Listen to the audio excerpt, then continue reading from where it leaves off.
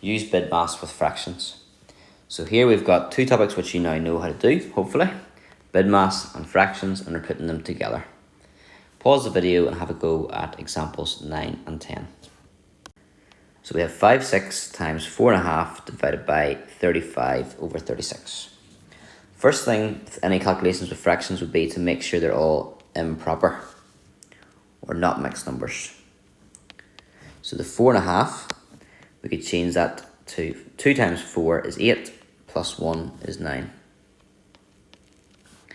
And then divided by 35 over 36.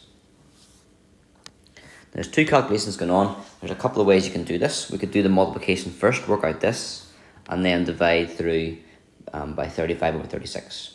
Or we could try and deal with this division first of all. Doesn't really matter. Let's just do this here because it's straightforward enough. We're multiplying 5, 6 times 9 over 2. So multiplying fractions, you multiply the numerators, 5 times 9 and 6 times 2. When you work that out, that will still have to be divided by 35 over 36. 5 times 9 is 45. But hold on, I can see a common factor. Did you notice that? So there's a common factor of 3. So divide top and bottom by 3. Now we would have 5 times 3, which is 15, and 2 times 2, which is 4. Now that has to be divided by 35 over 36. So when we're dividing fractions, remember we have to keep the first fraction. We have to flip the second fraction.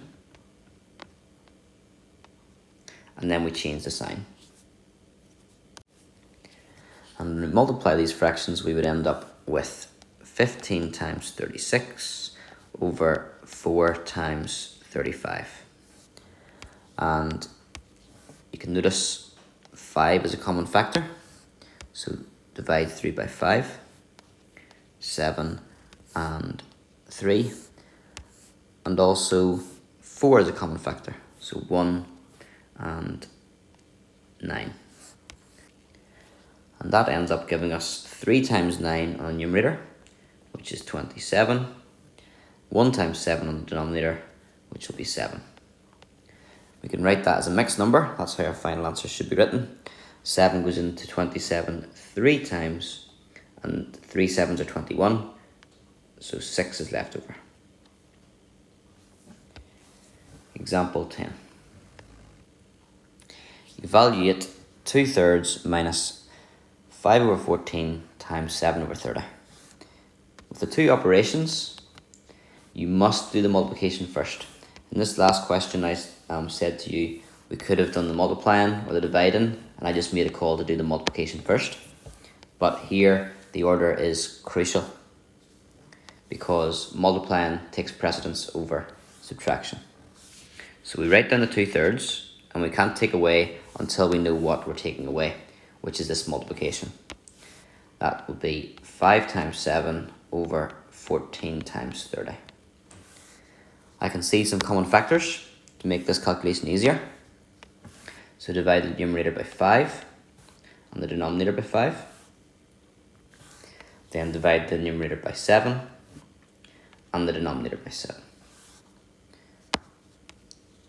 So that leaves us with 2/3 minus 1 times 1 is 1, and 2 times 6 is 12.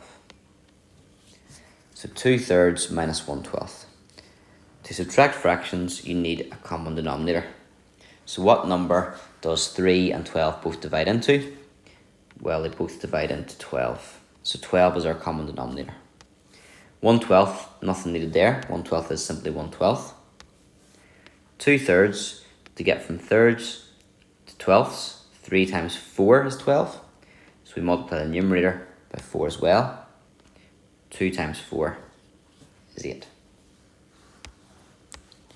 So 8/12 minus 1/12, you subtract the numerators, which would give you 7/12.